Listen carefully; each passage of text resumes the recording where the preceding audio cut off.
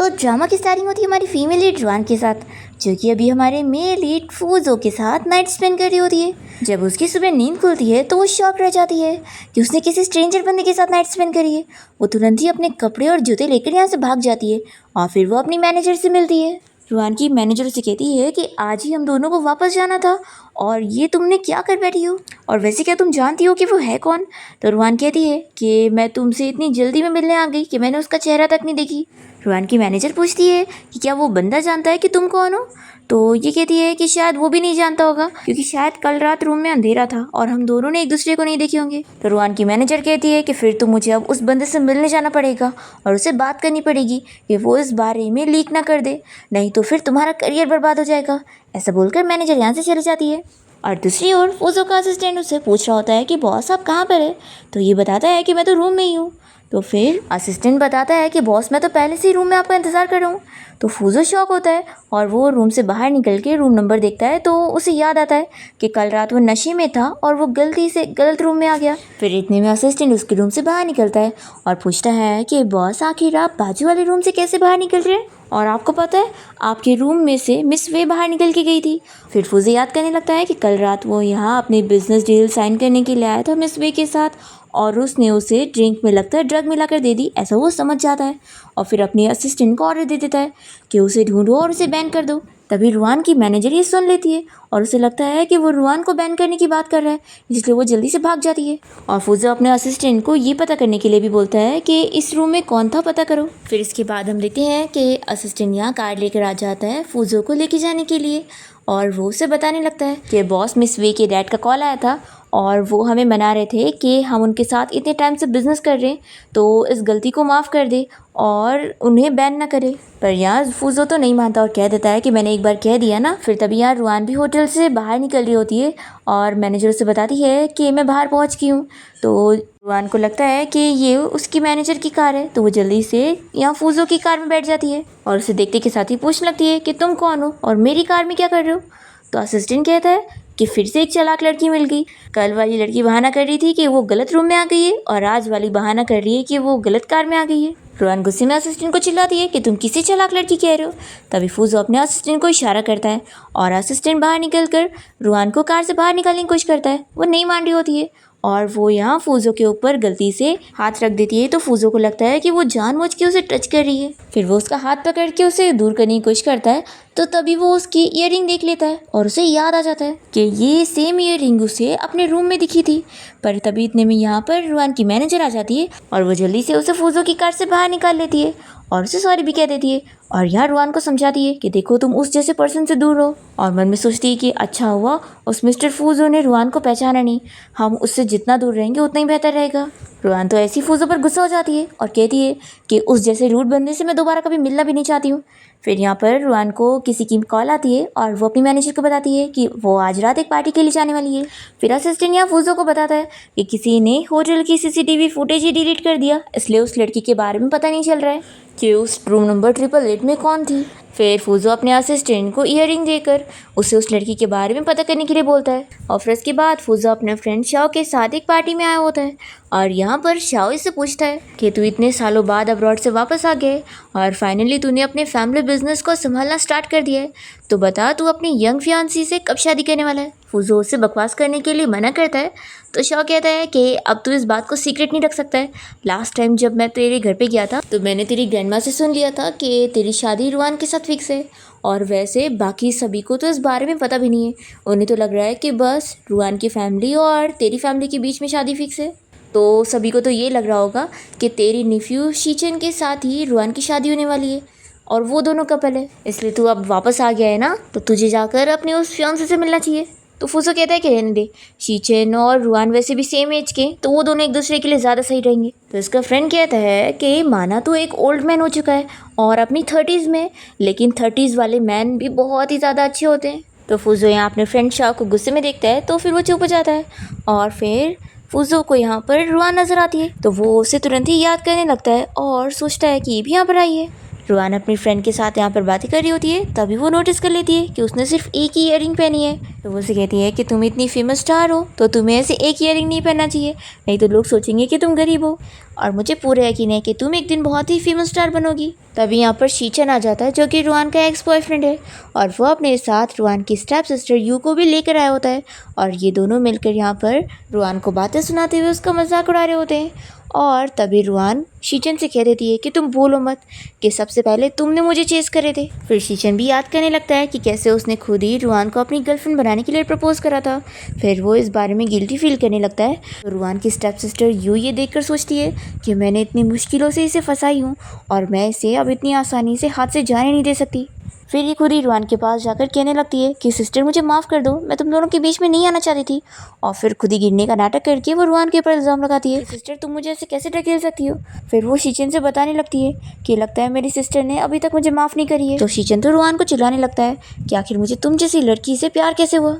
तो ये सुनते के साथ ही रुआन की फ्रेंड को बहुत ही गुस्सा आती है और वो इसे चिल्लाने लगती है। और फिर शीचेन रुआन की फ्रेंड से झगड़ा करने लग जाता है। तो रुआन गुस्से में उसके ऊपर ड्रिंक फेंकनी चाहती है, पर तभी वहाँ पर फूजो आ जाता है और ये ड्रिंक उसके ऊपर गिर जाती है। और ये देखकर शीचेन गुस्से में रुआन के ऊपर हाथ उठाने जाता है, पर फूजो जल्दी से उसका हाथ पकड़ के रोक देता है। और फिर रुआन जल्दी से फूजो का कपड़ा साफ करने लगती है और उससे सॉरी कह रही होती है कि मैंने ये जानबूझ के नहीं की। तभी शीचेन यहाँ फूजो को अंकल कहने लग जाता है। तो रुआन को पता लगता है कि अच्छा तो यही इसका अंकल है फूजो। फूजो को देखकर और भी लोग बातें कर रहे होते हैं कि यही मिस्टर फूजो है जो कि अब्रॉड से अभी जल्दी वापस आया है। और रुआन तो बड़ी ज़्यादा ही ब्रेव लड़की निकली जो इसने इससे पंगा ले ली। फिर यहाँ पर फूजो जाने लगता है और रुआन से कहता है कि तुम भी मेरे साथ चलो।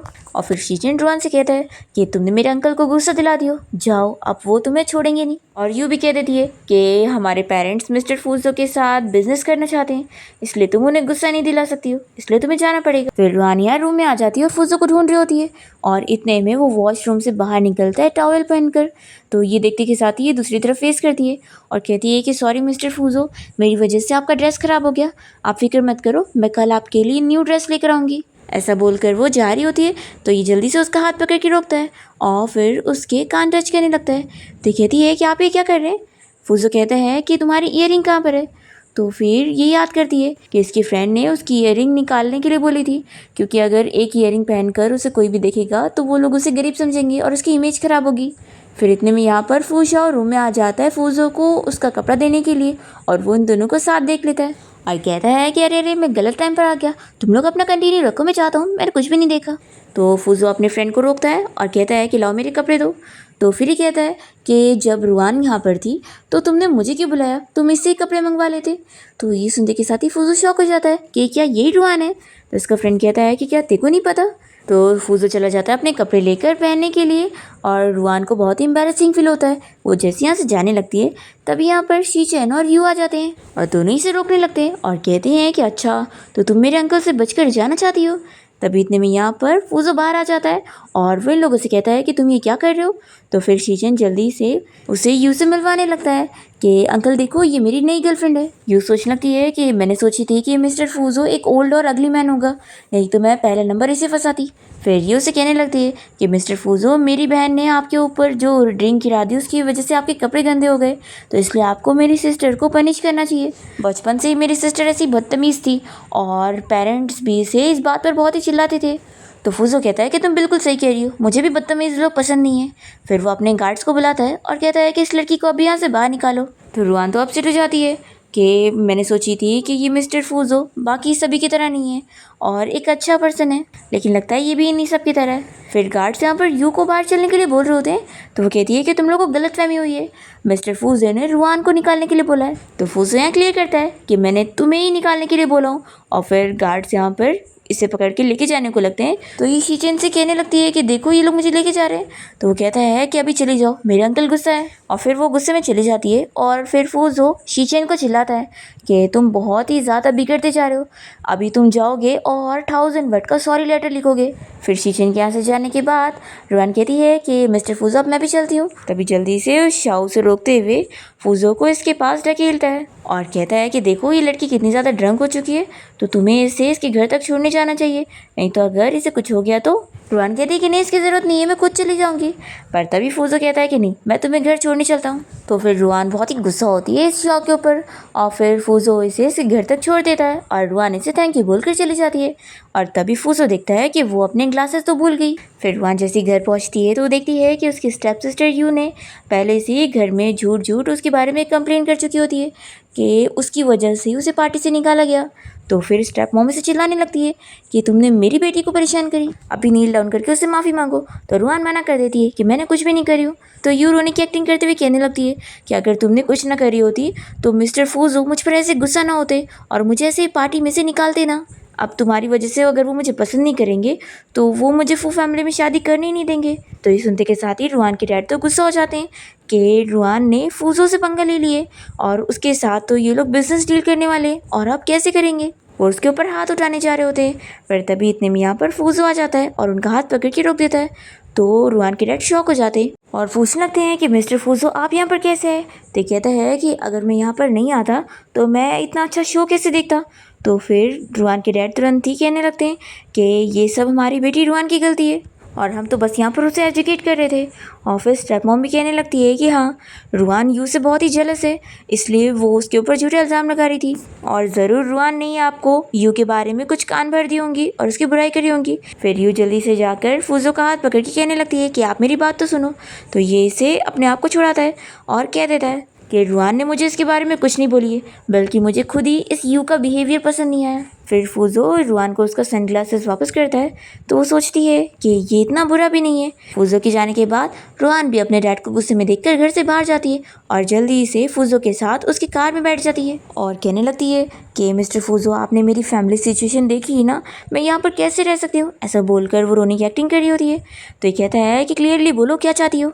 तो ये कहती है कि मिस्टर फूजो मैं चाहती हूँ कि आप मुझे एक होटल लेके चलो और वहाँ पर मुझे एक रूम दिला दो। ये सुनकर फूजो तो शॉक हो जाता है और रुआन बताने लगती है कि मेरे सारे पैसे और डॉक्यूमेंट मेरी मैनेजर के पास है तो इसलिए अभी आप मेरी हेल्प कर दो और बाद में मैं अपनी मैनेजर से कांटेक्ट करूँगी तो फिर मैं आपको परेशान नहीं करूँगी। फूजो कहता है कि अच्छा तो तुम चाहती हो कि मैं तुम्हारे लिए एक होटल रूम बुक कर दूँ। देखो अगली बार कुछ भी कहने से पहले अपना ब्रेन ज़रूर यूज़ कर लेना।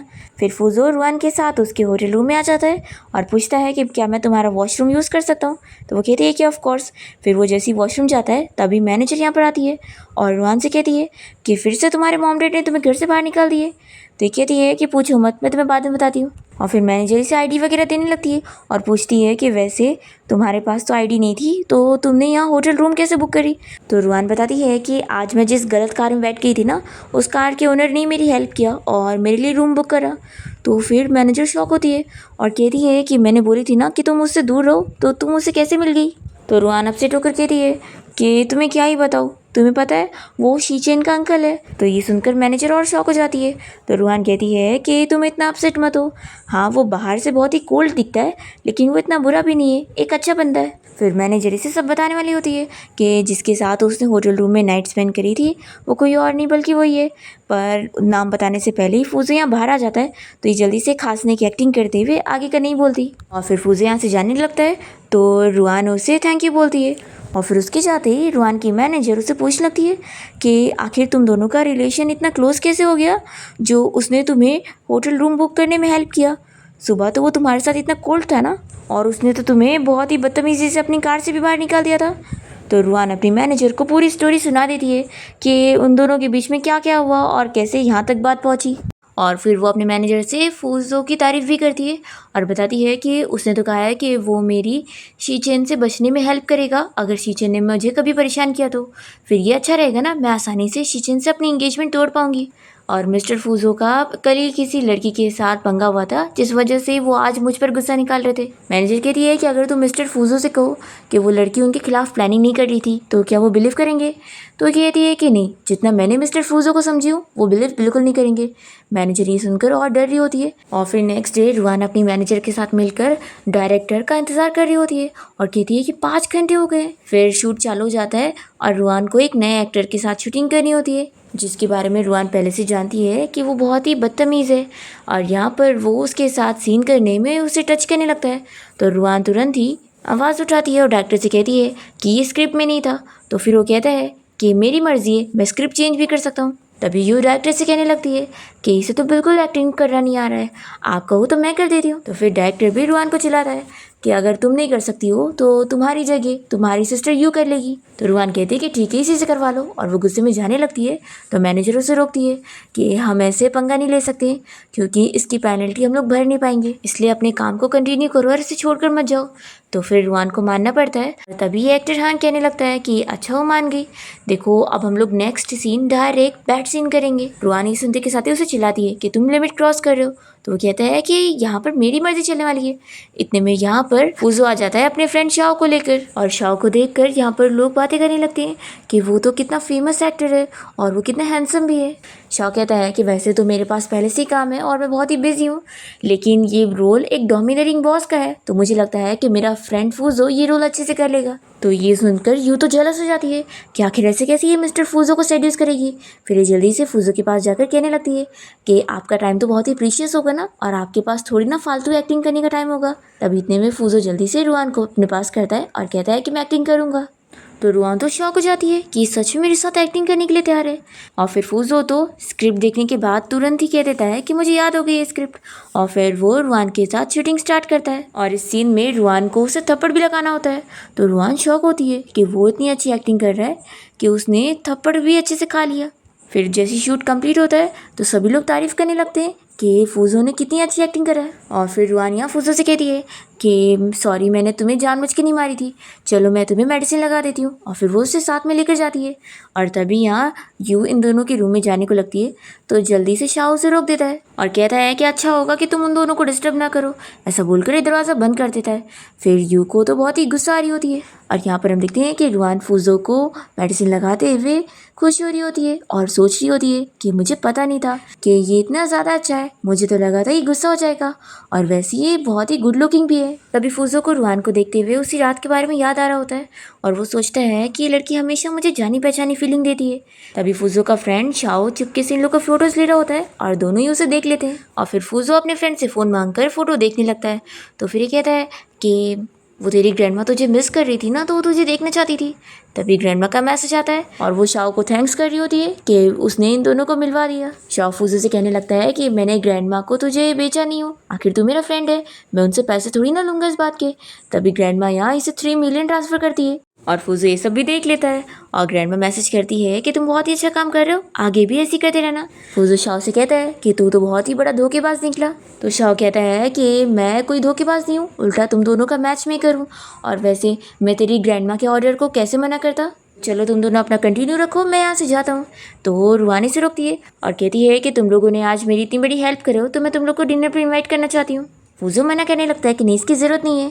तो जल्दी से शाओ कहता है कि क्यों नहीं ज़रूरत है, मुझे तो बहुत भूख लगी है। फिर लोग रेस्टोरेंट पहुँचते हैं और शाओ यहाँ पर रुआन को ईयरिंग्स देता है और बताता है कि ये तुम्हारी फ्रेंड ने मुझे तुम्हें देने के लिए बोली थी, कि उसे तुम्हारी ईयरिंग की तरह दिखता हुआ सेम ईयरिंग मिल गया तो उसने खरीद ली। रुआन बहुत ही खुश जाती है कि ये मेरी फेवरेट ईयरिंग थी और मैंने गलती से एक अब्रॉड में घुमा दी थी। फूजो ये सुनकर शॉक हो जाता है कि तुमने अपनी ईयरिंग को अब्रॉड में घुमा दी थी। तो फिर शाओ कहता है कि तू इतना शौक क्या हो रहा है, लड़कियों के लिए नॉर्मल है, ज्वेलरीज वगैरह वो इधर उधर कभी भूल जाती है। फिर लोग जब खाना ऑर्डर करने लगते हैं तो शाओ और रुआन वेट्रेस को कुछ चीज़ों के लिए मना कर रहे होते हैं कि जिससे उन्हें एलर्जी है वो चीज़ ना लाई जाए, और तभी दोनों ही सेम टाइम पर सेम चीज़ के लिए मना करते हैं और कहने लगते हैं कि कितना बड़ा कोइंसिडेंस है। फिर इतने में रुआन को उसके डैड की कॉल आती है और वो इसे कोई होटल में आने के लिए बोल रहे होते हैं। तो रुआन को अपने डैड की बात माननी पड़ती है और वो इन लोगों से कहती है कि मुझे ज़रूरी काम है। ऐसा बोलकर वो चली जाती है और शाओ यहाँ पे फूजो से कहता है कि ज़रूर उसके मॉम डैडी उसे परेशान कर रहे हैं। तो फूजो ये सुनते के साथ ही याद करता है कि लास्ट बारी कैसे उसके डैड उसके ऊपर हाथ उठाने जा रहे थे, तो ये तुरंत ही यहाँ से निकलता है। दूसरी तरफ रुआन जैसे यहाँ होटल पहुँचती है तो उसे पता लगता है कि उसके डैड ने यहाँ पर किसी मिस्टर ज़ैंग को बुलाए होते हैं और उसकी कंपनी के साथ कॉन्ट्रैक्ट करने के लिए उन्होंने उसे रुआन को देने का प्रॉमिस करे होते हैं। रुआन साफ मना कर देती है कि वो किसी मिस्टर ज़ैंग से शादी नहीं करेगी और वो जाने लगती है। तो अभी ये लोग इसे बहाने से रोकते हैं और इसे ड्रिंक पिला देते हैं, जिसके बाद रुआन को नशा चढ़ जाता है और फिर ये मिस्टर जैंग तो रुआन के पीछे पड़ जाता है। पर तभी फूजो यहाँ पर आकर इस बंदे को मारता है और रुआन को बचा के रूम में लेकर जाता है। रुआन तो इतने नशे में होती है कि वो फूजो से कहने लगती है कि तुम मुझे छोड़कर कहीं मत जाओ और प्लीज़ मुझे बचा लो। तो ये इसे कहता है कि होश में आओ, मैं अभी डॉक्टर को लेकर आता हूँ। पर रुआन नहीं मान रही होती है और वो उसे किस करने लग जाती है। तो फिर ये जल्दी से इसे दूर करता है और अपनी टाई निकाल कर इसका हाथ बांध देता है। और दूसरी तरफ रुआन के डैड यहाँ पर खुश हो रहे होते हैं कि अब उन लोगों ने रुआन को मिस्टर जैंग को दे दिए तो अब इन्हें अच्छे खासे पैसे मिलेंगे। पर तभी मिस्टर जैंग आकर इन लोग को चिल्लाता है कि रुआन तो उनसे पीछे छुड़ाकर भाग गई और फिर वो कहता है कि तुम्हारी दूसरी बेटी भी तो है, मैं इसे अपने साथ लेकर जाता हूँ। फिर नेक्स्ट मॉर्निंग जैसे रुआन की नींद खुलती है तो वो चिल्लाने लगती है कि तुम कौन हो और तुमने मुझे यहाँ पर बांध के क्यों रखा है। और फिर वो देखती है कि तो फूजो है। फिर वो उसे कहने लगती है कि तुम मेरा फ़ायदा उठाने की कोशिश कर रहे थे। तो फिर ये इसे बताता है कि फ़ायदा मैं नहीं बल्कि तुम मेरा उठा रही थी और तुम भूल कैसे सकती हो। कल तुमने एक तो मेरे कपड़े भी फाड़ दी और मुझे फोर्सली किस भी करी और तुम मुझसे डरो मत। अगर मुझे तुम्हारा फ़ायदा उठाना होता ना तो मुझे आज के दिन का इंतज़ार करने की ज़रूरत नहीं थी। तो ये कहती है कि फिर तो तुम सच में बहुत ही अच्छे पर्सन हो और इसे थैंक यू बोलकर जल्दी से यहाँ से भाग जाती है। और ये कहता है कि मैं कोई इतना भी अच्छा नहीं हूँ। फिर रुआन जब बाहर होती है तो उसके डैड उसे कॉल करके उसे कह देते हैं कि तुम मिस्टर जैंग को सॉरी बोलो। तो ये मना कर देती है कि मैं नहीं बोलने वाली हूँ। तो फिर उसके डैड बताते हैं कि अभी उनकी कंपनी की सिचुएशन अच्छी नहीं चल रही है और उन्हें 80 मिलियन की ज़रूरत है और अगर वो नहीं सॉरी बोलेगी तो फिर वो पैसे उसे भरने पड़ेंगे क्योंकि उन्होंने उसे इतने साल से पाले हैं तो उसके ऊपर पैसे खर्च करें। रुआन कहती है कि पहली बात तो ये कि मैंने आपको पहले ही बहुत पैसे दे चुकी हूँ, लेकिन चलो 80 मिलियन की बात है ना, मैं आपको दे दूँगी। और फिर रुआन अपनी मैनेजर को कॉल लगा के उससे पूछती है कि क्या मेरे लिए कोई नया काम आया है, तुम मेरे लिए ज़्यादा से ज़्यादा काम ढूंढने में हेल्प करो। तो फिर मैनेजर बताती है कि एक वैरायटी शो का ऑफ़र आया है और ये फू ग्रुप कंपनी में रिकॉर्ड होगा और उस शो में फूजो भी रहेगा। तो क्या तुम इस बारे में सोचना चाहती हो कि तुम्हें मना करना है। तो रुआन कहती है कि नहीं, मैं इस काम के लिए रेडी हूँ। फिर हम देखते हैं यहाँ पर फूजो का असिस्टेंट आकर उसे इस बारे में बता देता है कि कल से कंपनी के आर्टिस्ट यहाँ पर शो के लिए आने वाले हैं।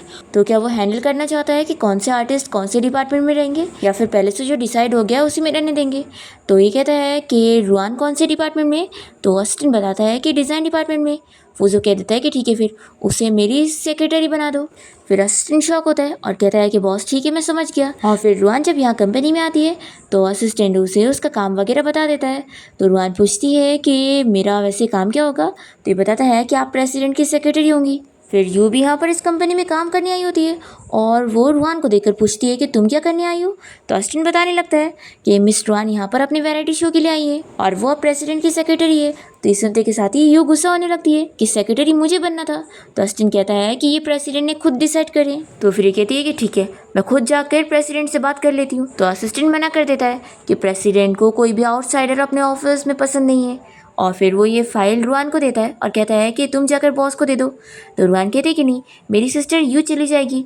और मन में सोचती है कि मुझे उससे अभी इतनी जल्दी नहीं मिलना है, कल ही से मुझे बहुत ही एम्बैरेसिंग फील हो रहा है। तो फिर असिस्टेंट कहता है कि ठीक है फिर मैं जाकर बॉस को ये फाइल दे देता हूँ और वो चला जाता है। और फिर यू रुआन से कहने लगती है कि तुमने जानबूझ के मेरी बेइज्जती करी हो ना।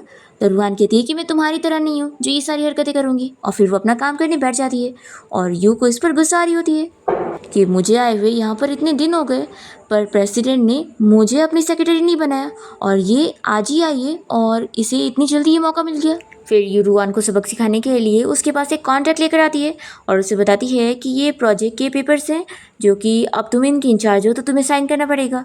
तो रुआन भी इस पर साइन कर देती है और यू खुश होने लगती है कि ये तो मिस्टर जैंग के कॉन्ट्रैक्ट पेपर्स हैं कि ये अब उनकी पर्सन है। फिर जैसे ये पेपर साइन हो जाते हैं तो तुरंत ही असिस्टेंट लेकर चला जाता है कि मैं बॉस को दे दूंगा। तो फिर ये बाहर आकर देखने लगती है, सोचती है कि बस मिस्टर फूजो ये कॉन्ट्रैक्ट देख न ले। और तभी हम देखते हैं कि फूजो ये कॉन्ट्रैक्ट देख लेता है और वो काफ़ी शौक होता है कि रुआन ने इस पर साइन करी है। फिर वो जाकर उसे चिल्लाते हुए पूछता है कि तुम्हें पता है तुमने क्या साइन करी हो। तो कहती है कि हाँ ये मैं नहीं साइन कर रही हूँ, ये काम के पेपर से ना। तो फूजो इसे चिल्लाने लगता है कि क्या तुमने पहले पढ़ी नहीं कि कौन से पेपर थे। रुआन कहती है कि तुम मुझे सही से बताओ, मुझे समझ नहीं आ रहा है। फिर तो फूजो नहीं बताता और कॉन्ट्रैक्ट पेपर को फाड़ कर चला जाता है। तो रुआन असिस्टेंट से कहती है कि क्या ये पागल हो गया है। फूजो यहाँ अपने ऑफिस में आने के बाद सोचता है कि वो बिना पढ़े कैसे कॉन्ट्रैक्ट को साइन कर सकती है। मुझे अभी उसे सबक सिखाना होगा, नहीं तो वो आगे ऐसी कोई भी कॉन्ट्रैक्ट साइन कर देगी तो फिर। और फिर फूजो रुआन को कॉल करके उसे अपने लिए कॉफ़ी लाने के लिए बोलता है। फिर जब वो कॉफ़ी लेकर आती है तो उसमें वो कमियां निकालता है, फिर वो वापस लेकर आती है तो वापस कमी निकालता है। ऐसे ही 3-4 चक्कर वो उसे लगा देता है और रुआन फिर बहुत ही गुस्सा हो जाती है और असिस्टेंट से कहती है कि अब तुम ही उसे कॉफ़ी देकर आओ। फिर रुआन को तो उस पर बहुत ही गुस्सा आ रहा होता है, पर फिर ये कैमरामैन को देखकर अच्छे से काम करने की एक्टिंग करने लगती है। और फिर उसके बाद फूजो यहाँ रुआन के पास बहुत सारी फाइल्स लेकर पहुंच जाता है और उसे सारा काम कंप्लीट करने बोलता है। फिर रुआन को ना चाहते हुए भी काम करने के लिए मानना पड़ता है और फिर वो सब कंप्लीट कर देती है। तभी यहाँ पर फूजो रुआन का काम देखने आया होता है और तभी एक्सीडेंटली इन लोग की किस हो जाती है। तो असिस्टेंट भी ये देखकर शॉक रह जाता है और कैमरामैन को कहता है कि ये सब मत शूट करो। फिर रुआन जल्दी से अपना मुंह साफ करने लगती है। तो फिर फूजो कहता है कि क्या तुम मुझे बिल्कुल नापसंद करती हो जो ऐसा कर रही हो? क्या तुम भूल गई कि पिछली बार तो तुमने मुझे बाइट करी थी? तो फिर ये जल्दी से चुप करती है और असिस्टेंट तो खुश होने लगता है कि मेरी बॉस लेडी तो बहुत ही कमाल की है। फिर असिस्टेंट कोई काम का बहाना करके सभी एम्प्लॉयज़ को यहाँ से बाहर लेकर जाता है और फिर फूजो रुआन को एक और काम दे रहा होता है और कहता है कि क्या तुम्हें कंपनी के कुछ भी काम करने नहीं आते? तो फिर ये से चिल्लाने लगती है कि हाँ मुझे कुछ भी नहीं आता है और मेरे डैड ने बस मुझे एक टूल बना के रखा हुआ है और अब तुम ये जानकर खुश होंगे ना। तो ये इसे जल्दी से रोकता है। तो रुआन कहती है कि तुम मुझे जानबूझ के परेशान करने के लिए सब कह रहे हो ना, और फिर ये इसे पीछे छुड़ाने के लिए इसके हाथ पर अपने दांत से काटती है। तभी रुआन की मैनेजर यहाँ पर पहुंच जाती है और वो ये देख के डरने लगती है और रुआन से कहती है कि अभी इसे छोड़ दो और इसे माफ़ी मांगो। पर रुआन नहीं मान रही होती है और वो फूजो को और चिल्ला रही होती है। तो फूजो इसे बताता है कि मैंने तुम्हें बार बार कॉफ़ी बनाने के लिए बोला और तुम्हें इतनी सारी फाइल्स के काम दिया, तो तुम्हें लग रहा है कि मैंने तुम्हें बहुत परेशान किया, लेकिन जो तुमने कॉन्ट्रैक्ट साइन करी थी उसकी वजह से तुम और प्रॉब्लम में फंस जाती। तो ये कहती है कि तुम्हारे कहने का क्या मतलब है? तो फिर ये इसे कॉन्ट्रैक्ट के बारे में बता देता है जिस पर उसने साइन करी थी। तो वो डस्टबिन में से वो पेपर्स उठाती है और पढ़ लेती है कि ये कॉन्ट्रैक्ट था कि वो मिस्टर जैन के लिए काम करेगी। रुआनी से चिल्लाने लगती है कि अच्छा तो सिर्फ इस रीज़न की वजह से तुमने मुझे इतना परेशान करे। फूजो इसे सॉरी कहता है कि मैंने तुम्हें गलत समझा था, पर रुआन इसकी सॉरी नहीं लेती और अपनी मैनेजर के साथ यहाँ से चली जाती है। फिर फूजो अपने असिस्टेंट को रुआन के पीछे जाने के लिए बोलता है उसकी सेफ्टी के लिए और फिर असिस्टेंट वापस आने के बाद फूजो को बता देता है कि रुआन सेफली होटल में पहुँच चुकी है और वो उसका रूम कार्ड भी इसे देने लगता है और कहता है कि बॉस अपनी गर्लफ्रेंड को ऐसे नहीं छोड़ना चाहिए, जब भी वो गुस्सा हो जाया करे तो उसे और मनाना चाहिए। फूजो कहता है कि मेरा और उसका रिलेशन ऐसा नहीं है और वो फिर भी इसे काट ले लेता है। तो असिस्टेंट सोचता है कि सच में बॉस मुंह पे कुछ और बोलते हैं और कुछ और करते हैं। फिर नेक्स्ट मॉर्निंग फूजो होटल के बाहर जाकर रुआन को पिक करने जाता है। रुआन इसकी कार में बैठना ही नहीं चाह रही होती है, तो उसकी मैनेजर कहती है कि फालतू में मिस्टर फूजो से पंगा मत लो और वो उसके साथ कार में बैठ जाती है। पर कंपनी में पहुंचने के बाद रुआन फूजो से कह देती है कि यहाँ पर तुम मुझसे डिस्टेंस मेंटेन करके रखना, नहीं तो एम्प्लॉयज़ को गलतफहमी हो जाएगी।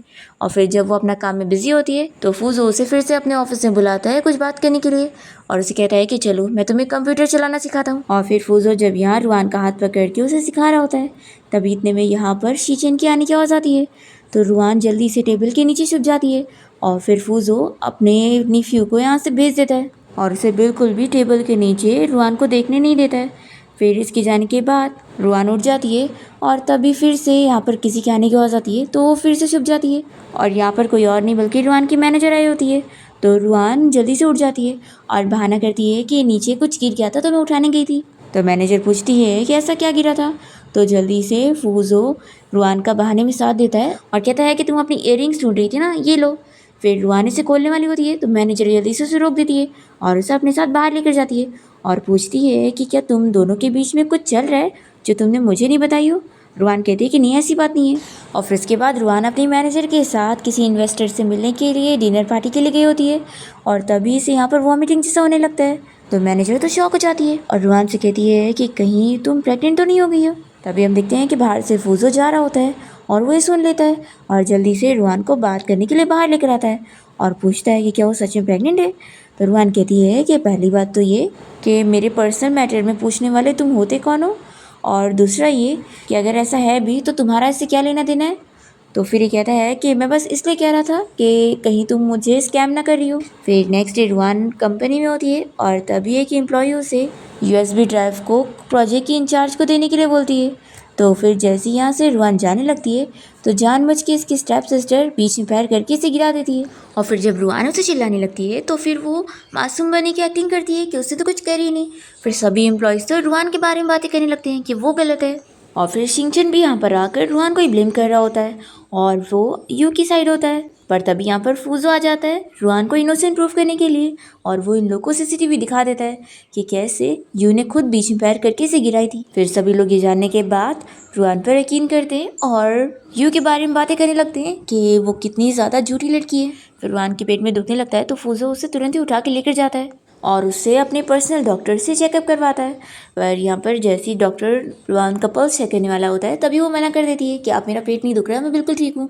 और फिर वो फूजो के साथ वापस से ऑफिस आ जाती है और उसके बाद फूजो रुआन को लेकर अपने किसी क्लाइंट से मिलने गया होता है और उसे बताता है कि मिस्टर जियांग ये मेरी सेक्रेटरी है। फिर ये जियांग तो रुआन को देखते के साथ ही पीनट्स वाली ये डिश को मना करने के लिए बोलता है और फूजो को थैंक्स करने लगता है कि आपकी वजह से मैं रुआन को मिल पाया। तो फिर फूजो शॉक होता है कि क्या तुम दोनों एक दूसरे को जानते हो। तो जियांग बताता है कि हाँ, हम दोनों स्कूल क्लासमेट्स थे, हाई स्कूल क्लासमेट थे और कॉलेज क्लासमेट भी, पर फिर मैं अब्रॉड चला गया था तो हम दोनों कॉन्टैक्ट में नहीं थे और आपकी वजह से तो हम लोग मिल गए। तो रुआन भी उससे बात करने लगती है और कहती है कि जब से तुम अब्रॉड चले गए थे तो मैंने तुम्हें बहुत मिस की थी। फिर इन दोनों की बातें होते देख कर फूजो तो जेलस हो रहा होता है और जियांग यहाँ पर रुआन को गेम खेलने के लिए इनवाइट करता है। और फिर जब जियांग यहाँ रुआन को खुद ही गेम सिखा रहा होता है तो फूजो कोई बहाना करके जियांग को यहाँ से कोई काम के लिए भेज देता है और वो खुद ही रुआन को सिखाने लगता है। तो वो कहती है कि लगता है तुम जेलस हो रहे थे। वो डायरेक्टली फूजो से पूछ लेती है कि क्या तुम मुझे लाइक करते हो। फिर वो सीरियस मोड में आ जाता है। वो कहती है कि कोई बात नहीं, मैं मजाक कर रही थी। पर तभी यहाँ पर वो अपना लव कन्फेस कर देता है कि हाँ, मैं तुम्हें बहुत लाइक करता हूँ और फिर उसे किस कर लेता है और पूछता है कि क्या तुम भी मुझे लाइक करती हो। तो रुआन कहती है कि हाँ, शायद मैं भी करती हूँ। फिर नेक्स्ट हम देखते हैं कि फूजो रुआन के लिए नेकलेस गिफ्ट में लाया होता है और तभी फूजो का पर्सनल डॉक्टर आकर रुआन का हाथ का चेकअप करने आया होता है और जैसे ही वो उसका पल्स देखता है तो बता देता है कि कांग्रेचुलेशन, आप तो प्रेग्नेंट हो। ये सुनते के साथ ही फूजो तो शॉक रह जाता है और असिस्टेंट भी समझ जाता है कि ये बच्चा लगता है बॉस का नहीं है। फिर यहाँ फूजो तो गुस्से में डॉक्टर और अपने असिस्टेंट दोनों को ही बाहर जाने के लिए बोल देता है और वो रुआन से गुस्से में पूछता है कि ये बच्चा किसका है। रुआन कहती है कि इसका तुम्हारे से कोई मतलब नहीं है और अब हम दोनों के बीच में सब कुछ खत्म है क्योंकि मैं इस बेबी को दुनिया में लाने वाली हूँ और मैं तुम्हें बस अब एक एल्डर की तरह समझूंगी। फिर फूजो गुस्सा होने लग जाता है तो रुआन इसे कह देती है कि मुझे थोड़ा टाइम चाहिए संभलने के लिए और फिर फूजो शीचेन से मिलने जाता है और उसे मारने लगता है कि वो रुआन के साथ ऐसे कैसे कर सकता है। तो फिर शीचेन इसे बताता है कि मैंने तो उसे हाथ भी नहीं लगाया। तो फिर फूजो शॉक रह जाता है कि यानी ये बेबी इसका भी नहीं है और फिर वो अपसेट होकर अपने फ्रेंड के साथ मिलकर ड्रिंक कर रहा होता है और उसे इन सब के बारे में बता देता है कि उसने कैसे उससे ब्रेकअप कर लिए और कह दी है कि अब वो उसे एल्डर की तरह ट्रीट करेगी और वो उस बेबी को दुनिया में लाने वाली है। तो शाओ इसे रुआन को समझने के लिए बोलता है कि वो अब तक ऑर्फन थी तो वो नहीं चाहती होगी कि उसका बच्चा भी ऑर्फन रहे। तो फिर फूजो रुआन को समझ रहा होता है और वो तुरंत ही यहाँ से चला जाता है और रुआन जब सो रही होती है तो वो भी उसके पास आके लेट जाता है और कहने लगता है कि तुम मुझे छोड़कर कहीं मत जाना। फिर नेक्स्ट डे रुआन हॉस्पिटल में अपना चेकअप करवाने जाती है और जब प्रेगनेंसी रिपोर्ट मिल जाता है तो वो सोचती है कि अब मेरा लास्ट चांस भी गया। फिर हम देखते हैं कि फूजो यहाँ रुआन से मिलता है और तभी उसे उसकी मॉम की वीडियो कॉल आ जाती है तो वो रुआन को दिखा देता है और फूजो की मॉम तो रुआन से बहुत ही खुश होती है कि उनकी डॉटर इन लॉ तो कितनी प्यारी है और फिर वो उसे पार्टी में आने के लिए बोलती है। फिर फूजो और रुआन जब पार्टी में पहुंच जाते हैं तो फूजो की मॉम तो अपने आने वाले ग्रैंड चिल्ड्रन की न्यूज़ को अनाउंस कर देती है। तो सभी लोग तो रुआन की बुराई करने लगते हैं कि पहले तो वो शीचेन की फियांसी थी ना, तो आखिर अब वो उसके अंकल के बच्चे की मॉम कैसे। तो यहाँ पर जो फूजो की मॉम होती है वो सभी से क्लियर करती है कि आप लोग कुछ भी मत बोलो, रुआन की एंगेजमेंट हमेशा से ही फूजो के साथ तय थी, ना कि शीचेन के साथ। तो सभी की मिसअंडरस्टैंडिंग क्लियर होती है कि उन लोगों को गलत लग रहा था। तभी पार्टी में हम देखते हैं कि एक ली नाम का लड़का आया होता है जो कि रुआन को देखते के साथ ही सोचने लगता है कि वो बिल्कुल उसकी मॉम की तरह दिखती है। फिर वो याद कर रहा होता है कि उसकी मॉम ने उसे बताई थी कि बचपन में ही उसकी सिस्टर खो गई थी। फिर ये किसी को कॉल करके रुआन की सारी इन्फॉर्मेशन निकालने का बोलता है और फिर हम देखते हैं पार्टी के बाद रुआन फूजो की मॉम के घर पर रुकी हुई होती है और तभी जब वो रात में किचन में पानी पीने जाती है तो फूजो भी यहाँ पर आ जाता है और वो उससे बातें करने लगता है और फिर उसे किस करने के लिए जैसे वो नज़दीक जाता है तभी यहाँ पर फूजो की मॉम आकर उसे चिल्लाती है कि अब वो उसकी बीबी की मॉम बनने वाली है तो उसे थोड़ा दूर से दूर रहना पड़ेगा और वो यहाँ से रुआन को लेकर चली जाती है। फिर नेक्स्ट मॉर्निंग जब रुआन की नींद खुलती है तो उसकी मैनेजर भी उसे कॉल करके पूछती है कि आखिर तुम फूजो के साथ शादी कब करने वाली हो, वैसे भी अच्छा रहेगा, तुम्हें भी थोड़ा टाइम मिल जाएगा और तुम छुट्टी ले लोगी। तो यहाँ पर रुआन तो बहुत अपसेट होती है और वो अपनी मैनेजर से कह देती है कि मैं कोई फूजो से शादी नहीं करने वाली हूँ क्योंकि ये बेबी उसका है ही नहीं। तो फिर मैनेजर कहती है कि फिर किसका है। तो रुआन बताती है कि 2 महीने पहले मैंने जिस बंदे के साथ होटल में नाइट स्पेंड करी थी उसका। तो मैनेजर कहती है कि वो भी तो मिस्टर फूजो ही है। तो ये सुनकर रुआन शॉक होती है और मैनेजर कहती है कि अगर यकीन नहीं हो रहा है तो वो जो ईयरिंग थी ना जो गुम हो गई थी, उनमें से एक फूजो के पास थी। फिर रुआन जल्दी से ईयरिंग देखती है और उसके बाद तभी यहाँ पर फूजो और उसकी मॉम रुआन के लिए बहुत सारे गिफ्ट लेकर आए होते हैं और फूजो की मॉम तो रुआन से बहुत ही खुश होती है और फिर इन दोनों को बात करने के लिए छोड़कर चली जाती है। फूजो रुआन से कहता है कि क्या तुम मुझे छोड़कर जाने का सोच रही हो? तो ये कहती है कि क्या तुम चाहते हो मैं तुम्हें छोड़कर जाऊँ? फूजो कहता है कि बिल्कुल भी नहीं, और तुम फिक्र मत करो, मैं इस बेबी को अपना ही बेबी मानूंगा। रुआन कहती है कि अच्छा, तुम इस बेबी को अपना कैसे मानोगे? तो फिर ये कहता है कि जब मैं अब इस बेबी की मॉम से बहुत प्यार करता हूँ तो मैं इस बेबी से भी प्यार करूंगा। फिर रुआन खुश हो जाती है और फूजो को ईयरिंग दिखाकर बता देती है कि इस बेबी का डैड वही है। ईयरिंग देखते के साथ ही फूजो भी समझ जाता है और वो बहुत ही खुश हो जाता है। और फिर रुआन बहुत ही खुश होती है कि उसने सोची नहीं थी कि फूजो इतना अच्छा होगा। फिर वो उसे गाल पे किस कर लेती है। इसके बाद हम देखते हैं कि फूजो यहाँ स्टडी रूम में काम कर रहा होता है। तभी यहाँ रुआन आकर उसकी आंखें बंद कर लेती है और पूछती है कि बताओ मैं कौन हूँ। तो फिर वो अलग अलग पर्सन का नाम लेता है। तो ये कहती है कि नहीं मैं वो नहीं हूँ। तो फिर ये कहता है कि फिर तो लगता है मेरी वाइफ होगी। तो रुआन इसकी आंखें खोल देती है और कहती है कि अभी मैं तुम्हारी वाइफ बनी नहीं हूँ। फिर यहाँ पर दोनों ही मस्ती करने लगते हैं और उसके बाद दोनों ही शॉपिंग पर जाते हैं और फिर साथ में जब रेस्टोरेंट में बैठे होते हैं तभी यहाँ पर शाओ आ जाता है और फिर वो फूजो से पूछता है कि ये क्या चल रहा है, तो उस लड़की को एक्सेप्ट कर रहा है जबकि वो किसी और की बेबी की मॉम है। यहाँ फूजो उसे बता देता है कि ये बेबी मेरा ही है। तो फिर शाओ तो खुश हो जाता है और फिर इसके बाद शाओ जब अपने भाई ली से मिलने जाता है तो उसे पता लगता है कि उन लोगों की खोई हुई सिस्टर मिल गई है। और फिर वो जैसे ही रुआन का इन्फॉर्मेशन दिखता है तो शॉक होता है कि रुआन उसकी सिस्टर है। ली कहता है कि लेकिन हम अपनी बहन को ऐसे नहीं ला सकते क्योंकि वो किसी पावरफुल बंदे के साथ है जो इतनी आसानी से उसे छोड़ेगा नहीं। तो शाओ अपने भाई ली को समझाता है कि फूजो तो असल में उन लोगों की सिस्टर रुआन को बहुत पसंद करता है और वो उसका ख्याल रखेगा। अब यहाँ पर हम शीचिन को देखते हैं जो कि अब बहुत ही अपसेट हो जाता है कि अब रुआन की शादी उसके साथ नहीं बल्कि उसके अंकल के साथ हो रही है और वो उसकी आंटी बनने जा रही है। तो इस वजह से वो बहुत ही अपसेट होकर ड्रिंक कर लेता है और रुआन की स्टेप सिस्टर यू के साथ भी ब्रेकअप कर लेता है और वो सिर्फ रुआन को याद कर रहा होता है। फिर रुआन अपनी मैनेजर के साथ होती है और तभी यहाँ पे रुआन से मिलने के लिए उसके दोनों भाई ली और शाओ आए होते हैं और वो लोग उसे बता देते हैं कि वो लोग उसके रियल के भाई हैं और उन लोगों के पास डीएनए टेस्ट रिजल्ट भी है। रुआन काफ़ी शॉक होती है तो शाओ कहता है कि याद करो कि हमारी कितनी सारी सिमिलैरिटीज़ हैं। तो रुआन याद करती है कि रेस्टोरेंट में भी वो दोनों सेम चीज़ के लिए मना कर रहे थे कि उन्हें खाने में क्या पसंद नहीं है और किस चीज़ से एलर्जी है। रुआन का बड़ा भाई ली उसे बताता है कि वो लोग कितने टाइम से उसे ढूंढ रहे थे और फाइनली अब वो उन्हें मिल गई तो वो लोग बहुत ज़्यादा खुश हैं। और वो लोग रुआन को बताते हैं कि जब उन लोगों की मॉम यंग थी तो वो बिल्कुल उसी की तरह दिखती थी। रुआन तो इन दोनों से मिलकर बहुत ही खुश होती है और इसके बाद हम देखते हैं कि फूजो यहाँ अपनी किसी फ्रेंड से मिलने गया होता है जो कि अब्रॉड से वापस आई होती है और वो तो उसकी शादी के लिए उसे कॉन्ग्रेचुलेट कर रही होती है और ये लोग बहुत ही अच्छे फ्रेंड होते हैं। पर तभी कोई रिपोर्टर इन लोग की फ़ोटो लीक कर देता है और इन लोग के बारे में रूमर बना देता है।